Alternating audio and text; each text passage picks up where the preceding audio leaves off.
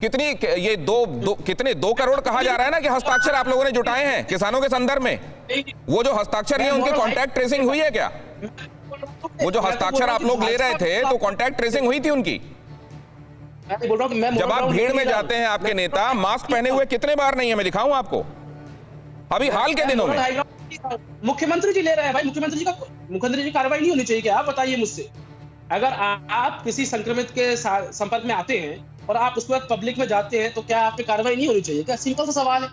Professor संगीत रागी, देखिए, मुख्यमंत्री जी को जो मेरी जानकारी है उनका एक सफिशिएंट एंटीबॉडीज है, जिसके कारण यदि वो निकलते हैं तो उसमें कोई दिक्कत नहीं है। अब राहुल गांधी का मैं ऐसी 10 तस्वीरें बता सकता हूं जो केरला के अंदर वो रैलियों में और इलेक्शन कैंपेन में गए हैं, जहां पर उनकी नाक जो है, उनका जो मास्क है उनके होठों को तो ढके हुए है लेकिन नाकों को खोले हुए हैं। तो उस मास्क का पहनना और न पहनना कोई ऐसा उसका कोई मायने नहीं रह जाता है। तो अब ये कह दिया जाए कि अपनी गलतियों को जो लोग चश्मा नहीं लगाते हैं कर लेना चाहिए, वो मास्क ना लगाएं क्योंकि उसका कोई मतलब नहीं है। प्रोफेसर रागी, आज के बाद ये बात आम कर दी जाए? नहीं, मैं ये नहीं कह रहा हूं। मैं तो वही राहुल गांधी पर वही मैं टिप्पणी कर रहा हूं कि वो मास्क लगाने और न लगाने के बीच में कोई फर्क नहीं है। राहुल गांधी उसको गंभीरता से नहीं उन्होंने लिया है, मैं ये इस बात की ओर इशारा कर रहा था। और दूसरे आप ये कह रहे हैं प्रोफेसर संगीत रागी, आपने जहां से बात की शुरुआत की कि सफिशिएंट एंटीबॉडीज हैं।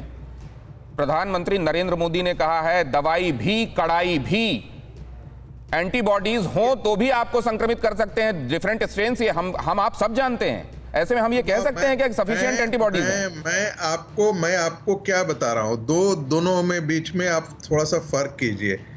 यदि हम इलेक्शन रैली में जा रहे हैं तो और हमारे पास प्रोटोकॉल है, यदि हमारे पास कोरोना पॉजिटिव नहीं है तो हम जा सकते हैं।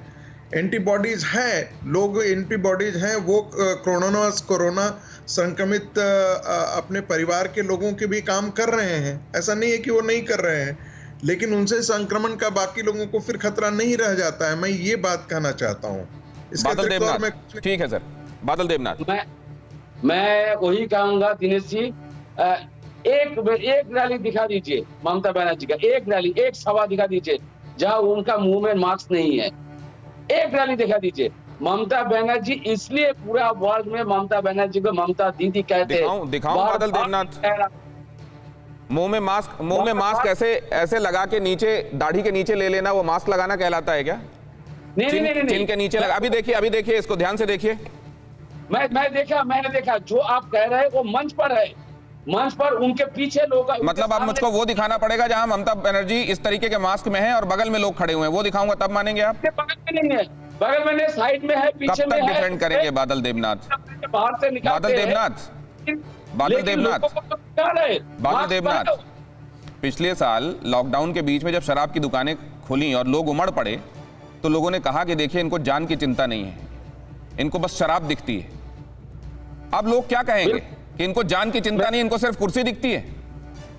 दिनेश जी, दुख की बात है, मैं तो कोई गर्म पानी नहीं पीता हूँ, कोई गर्म पानी, चाहे काफी ना कोई गर्म पानी, शराब कुछ भी नहीं पीता हूँ। सब जानते हैं, मुझे जो भी जानते हैं मुझे पर्सनली। और अब देखिए यहाँ पे, देखिए इस तस्वीर में देखिए बादल देवनाथ, ये देखिए खेला हो रहा है। जरा इसको बड़ा कीजिए, दिखाइए बादल देवनाथ, इसके बाद इसको भी डिफेंड करेंगे। इसको बड़ा कीजिए प्लीज, इसको बड़ा कीजिए। ये बगल में लोग खड़े हुए हैं, खेला हो रहा है। मैं दिनेश जी, आपका प्रोग्राम में एक बार मैंने हुइसल बजा दिया था और रेड कार्ड भी दिखाया था। बादल देवनाथ, आप बताइए, ये इंसानियत पे सेल्फ गोल नहीं है क्या? ये वो नेता हैं, ये बादल देवनाथ, ये वो नेता हैं जिनके एक शब्द कहने, एक लाइन कहने, एक बात कहने का मतलब होता है, जिनके कहने पे लोग फिर अपना दिमाग नहीं लगाते। क्या इनको नहीं सोचना चाहिए?